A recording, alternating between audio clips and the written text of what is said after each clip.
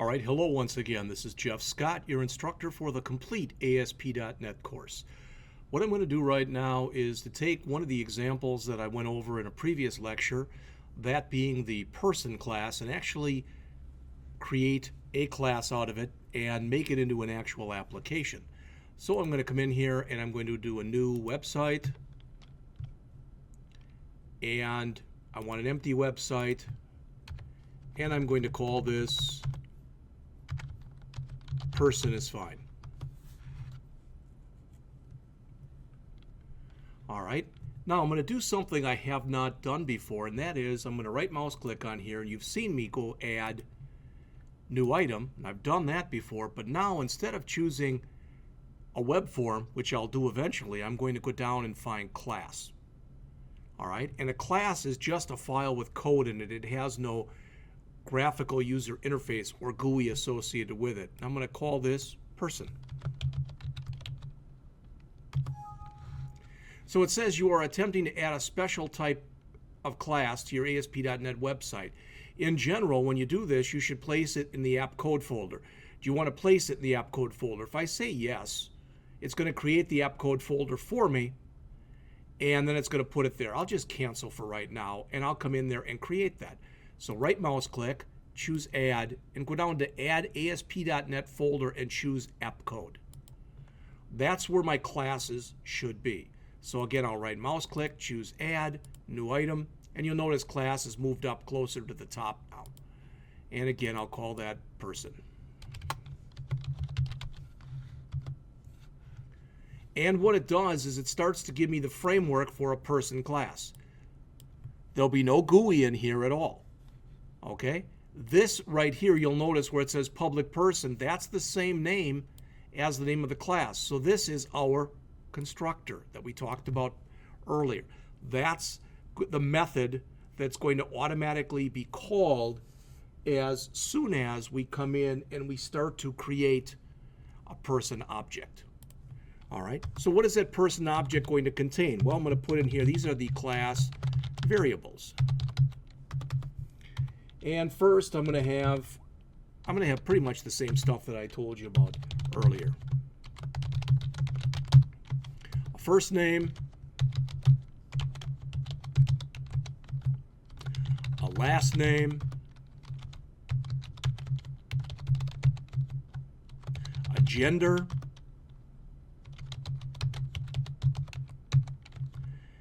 an eye color,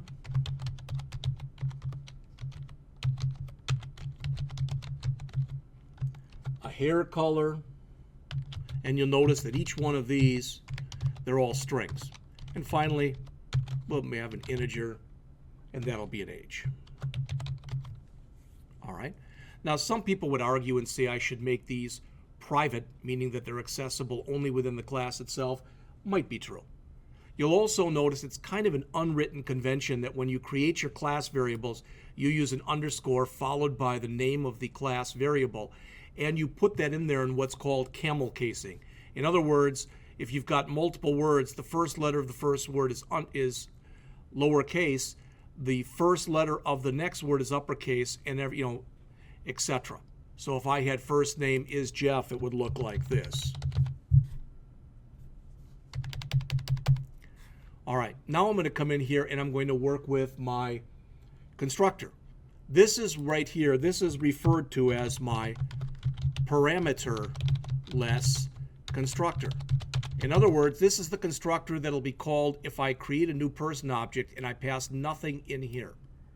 Well, so what am I going to do?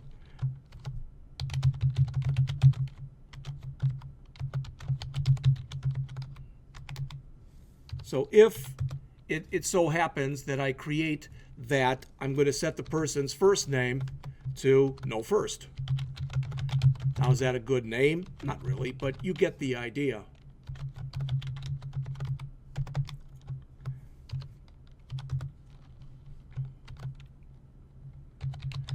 I'll take the gender and I'll default that to female.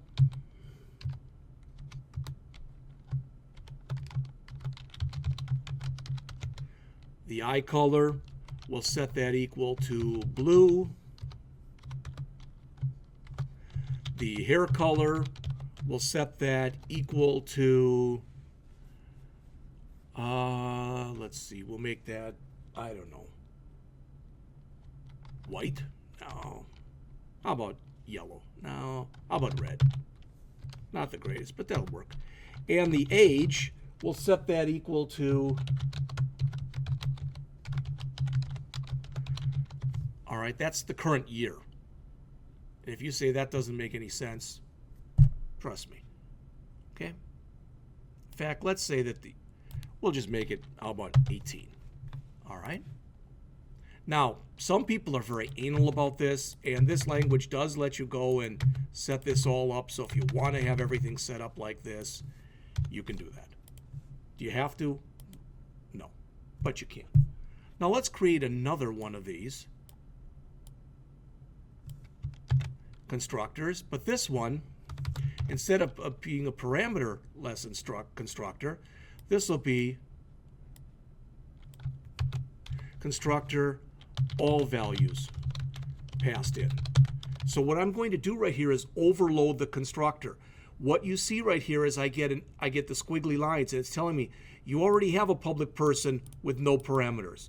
So I'm going to come in here and start putting in parameters. So I'm going to use a string, and I'm going to call for the first name, a string for the last name, a string for the gender, a string for the eye color, a string for the hair color, and an int for the age. And you'll notice that those underscores went away.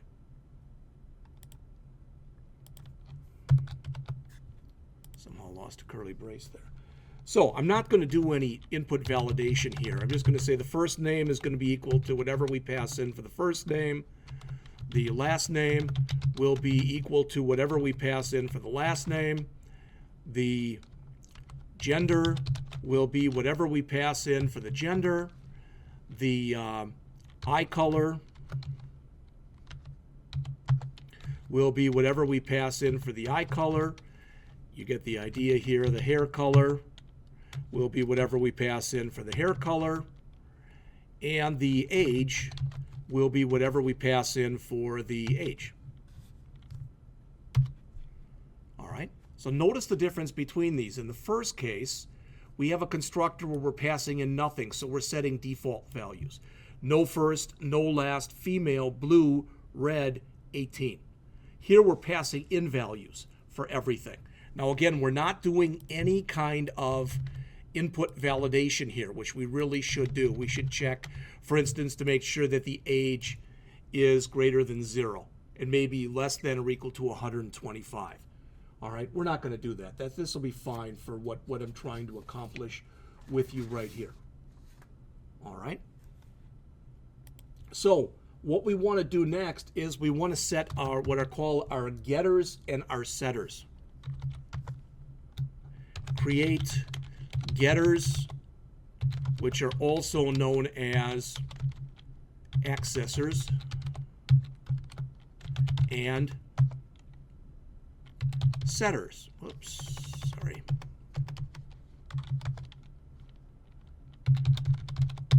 Which are also known as mutators. Now you do this differently depending on the language that you're working with. Okay, here we're just going to say public string, and we're just going to basically say here first name. That's the convention for doing it. Notice now it's all in caps. And what we're going to say is get. Now some people like to write it like this, and I'm going to show you two different ways. So return underscore first name,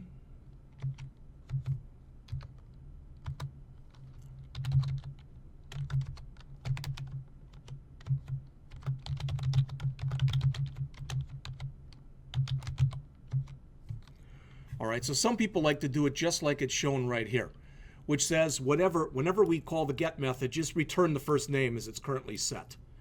And otherwise, we're going to set the value of the first name. Now, I'm just going to show you this. I don't like to me that's a little cluttered looking, so I tend to write mine like this. Do you have to do it like this? Of course not.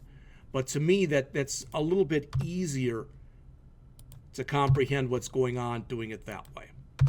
So that's the way that I'm going to do it. All right. Now I've got to set this for basically everything that I'm going to do in here. So I can kind of, for lack of better words, cheat a little bit. So I'm going to grab this one I just did, and I'm going to put it in again, but I'm going to put in here last name.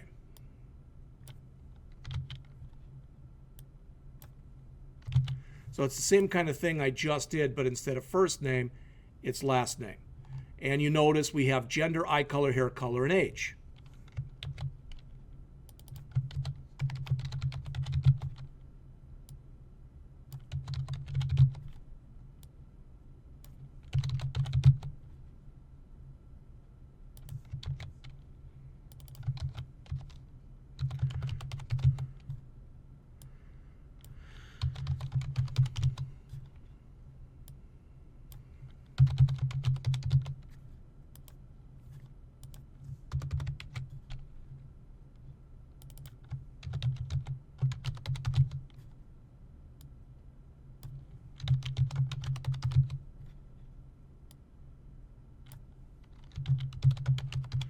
So now we've come in and we've created our getters and our setters for our first name, last name, gender, eye color, and hair color. We said all of those were strings. Now the last one we want to do is for our age. Our age is an integer. So instead of saying that it's going to return a string like we did with first name, last name, gender, eye color, and hair color, now when we come in for this one, we're going to say public int age, because that's an age, and an age is an integer. So we're going to return age, and we're going to set age equal to value. Now a couple things. Let's just take a look at a couple of these. We'll first look at the first name. So this is supposing that basically I'm asking for the name. So it's going to return first name underscore first name, which is the value right here. And we've set that value either in our parameterless constructor right there, or in our constructor with everything passed in, which is right here. You'll notice that the age, so all the rest of them are basically like that except for age, which is an integer, which is going to be set either here in our parameterless constructor or here in our constructor with all values passed in. And you'll notice the only difference in all these is the value here. So first name, last name, gender, eye color, and hair color. But they're all returning strings or having a string passed in. With the age, it's returning an integer, and it's an integer that's being passed in. So really, right now, just so you know, we finished. That's our class. That's the code that's going to end up being called. So I've got a few empty lines or blank lines here. I'll just remove those. All right, so that's my class. So I'm going to save that. I have no GUI right now, so there's not much I can do with that class. So I'm going to right mouse click here. I'm going to choose Add, New Item. And you'll notice that when I do this, I'm not doing it in my app code. I'm doing it here under Person. Add New Item. And I want to add a web form. Default is fine. I'm going to click Add, and there it is. All right, so I'm going to build my GUI here. Well, what do I want? Well, the first thing I'm going to put in here, not that I have to do it or don't have to do it, I'll put in a label that just gives some explanatory type of text here. So I'm going to put in a label. I'll call the label title. It's fine. And it will say, instead of label, it will say my family. Okay? Now, did I really need to make that a label right there? The answer is no. I could have literally just typed text in there also, and that would have been fine. Now, the next thing I'm going to do is I'm going to put in what's referred to as a list box. And that's just going to hold some information in it. Okay? It's going to be quite a bit of information, so I'm going to move that down and move that down. There we go. I'm going to hit enter here a couple times, and I'm going to put in a button. This is right here, that's my entire interface. So the idea in just a couple minutes is when I click that button, it's going to fill this up with all the information that's in my family. Okay?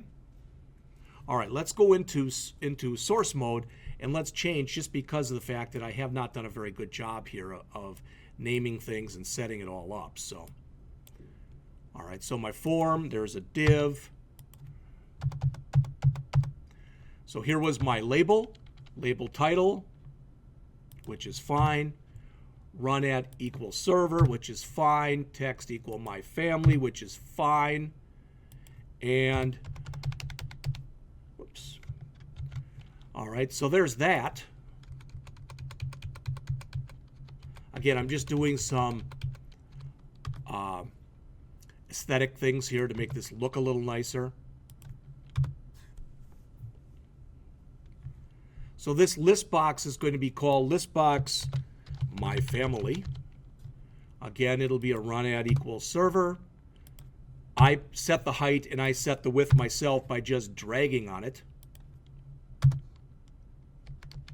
Remember that these are all, every one of these controls that you see in here is a server control. So as I mentioned to you in an earlier lecture, what that means is each one of these must have an ID and the run at, and the IDs must be unique. All right, so finally I've got my button. Let's call this, instead of button 1, which is a silly name, let's call this button submit. Again, run at equals server, and the text on our button will be just submit. All right, so it looks a little bit nicer now. It's not fantastic. I want to mention one more thing too. You'll notice this. You might look at this and say, hey, there's no end tag on here. Well, this really signifies that it is an end tag. If I wanted to, I could have typed in this. Whoops. For some reason, it doesn't want to let me do that, but I could have put in, and then done that. Whoops. Why isn't it letting me put that in? There. And it doesn't like that. It says it's missing its closing tag. All right. It says it's missing its closing tag. No, it's because I didn't spell button correctly. So we could have done it like that, or you can close a tag just doing it like this. Either one of those is considered to be just fine.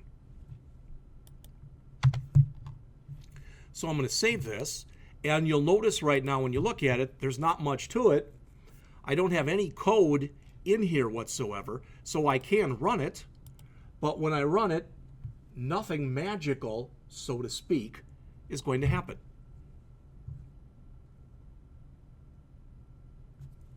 So there's my list box. I can click submit, and there's my title, there's my list box, but nothing happens. All right, we're going to make some magic, so to speak, happen right now. Remember, when I double click on the button here, it brings up the button's click event, which is what I want. All right, now, as I told you in an earlier lecture, it's a good idea here to not call, this is going to look funny for just a second.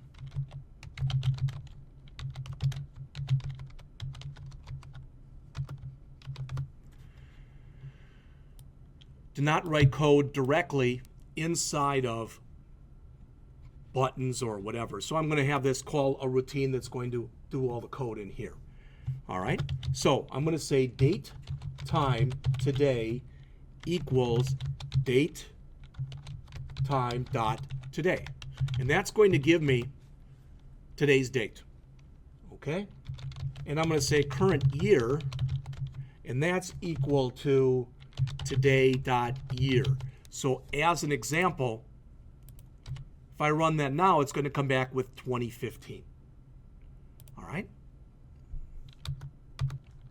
So now I want to start, whoops, I'm going to come in here and instantiate, we'll call them person objects. All right? So I'm going to start with me. Notice as soon as I say person, it picks that up in the IntelliSense. And it's picking that up, even though that's in we're in this file, really in this file right here. It's picking it up from in there. All right. So person Jeff, usually you put that in lowercase, equals new person. Okay, now I want to show you something here. And I'm going to change this, whoops, in just a minute, but I'm going to put nothing in here whatsoever. All right. Now I'm going to say this, list box, myfamily.items.add, and I'm going to put all the information that's in here. So I'm going to say underscore first name. In fact, it won't take it like that. I'll have to say Jeff.firstname. We're going to go over all this in just a minute. All right, so I'm going to copy this. All right, so first name, last name, gender, eye color, hair color, and age. All right. So what I want to show you here, what I'm trying to show you, I think I'll need to put a .toString in here. Okay. What I want to show you is I'm calling the constructor that has no parameters. So what that should do when this is called is it should come in and set my first name to no first, my last name to no last, my gender to female, my eye color to blue, my hair color to red, and my age to 18. Let's see if indeed that's what happens. So I'm going to run this and click the button. No first, no last, female, blue, red, 18. So as you can see, it worked. It called the parameterless constructor. All right, well, what if I come back and instead of doing that, we're going to change that a little bit, and we're going to call that particular person is going to be called, let me copy all this.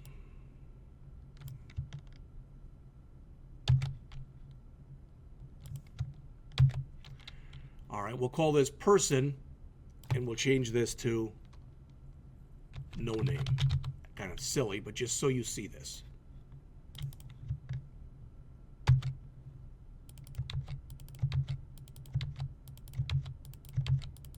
Now I'm going to change person Jeff equal new person, but I'm going to pass in all the information.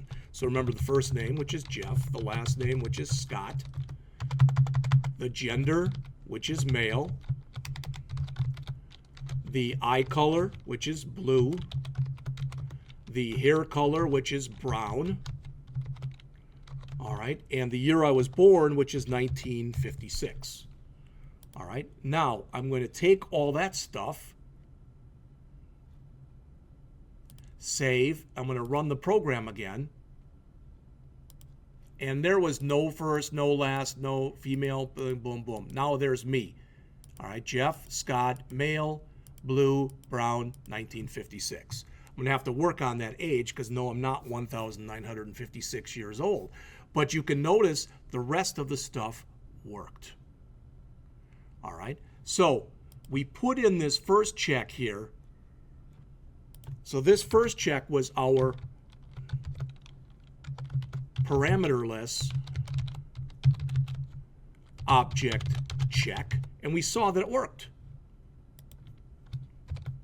So we don't need that anymore.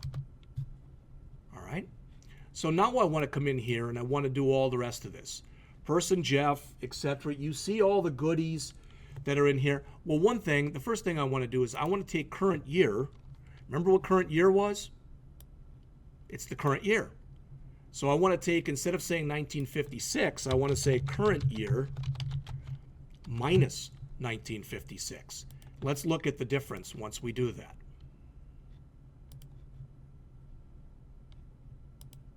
Now it says that I'm 59. Won't be till later this year, but you'll notice now Jeff, Scott, male, blue, brown, 59.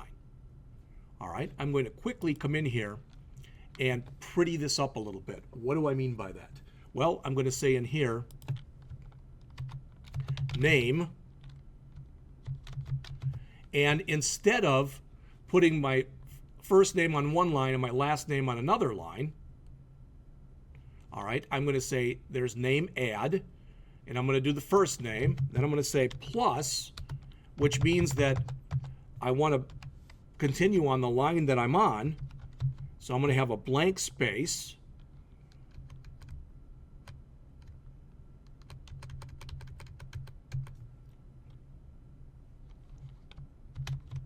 and I'm going to have my last name. All right? So Jeff first name, Jeff last name. I need another plus sign there. Now, some people, again, depending on how anal you are about this, there you go. All right, so let's look at what changed when we did that.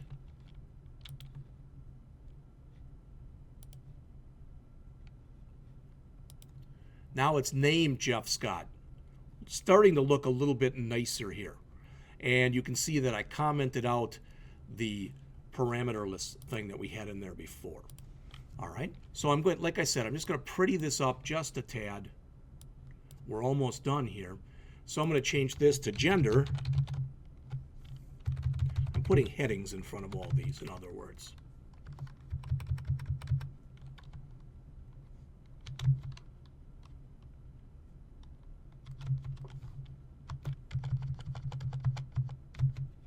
All right, so there's the gender.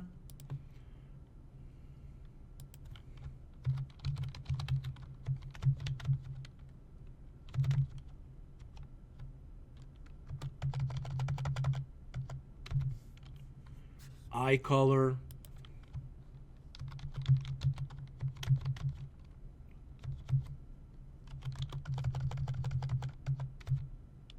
Hair color. And finally, will be the age. All right, so I've prettied it up just a little bit here. So let's run it. And there's my information. Jeff Scott, male, blue, brown, 59. All right, so let me add the other members of my family in here. So you start to see I created a person object there, so I want to create a few more person objects. Now, for this to actually show, because there's really 5 humans in my family and then our dog, all right, so what I want to do is I want to come in here, stop the program run. Let's go back to here, and I'd like to make this a little bit bigger than it is. All right, so first thing I want to do is I'll move this down a little bit, and I'll move that. I guess I'll have to do it like this. Move that down a little bit. All right. So now it's a little bit bigger than it was. It really doesn't even need to be that wide. That's probably plenty wide. All right. So now when I come back in here and I come back to my code, now what I want to do is I want to grab everything in Jeff right there, copy it to the clipboard, and paste. And now I want to change every instance of Jeff to my wife, who's Sandy. She's a female.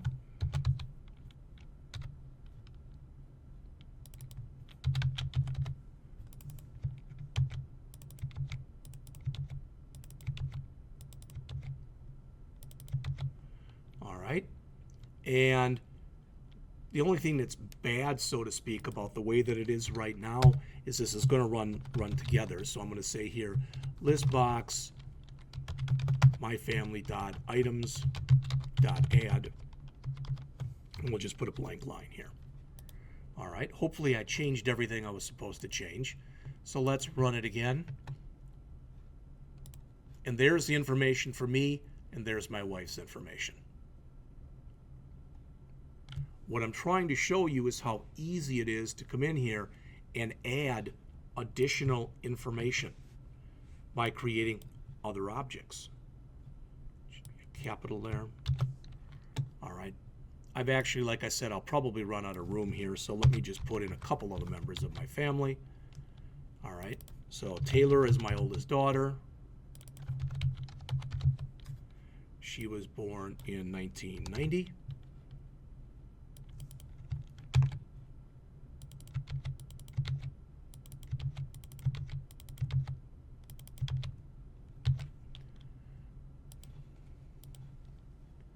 And if I run this, we'll just leave it at 3. There you see 3 of the members of my family.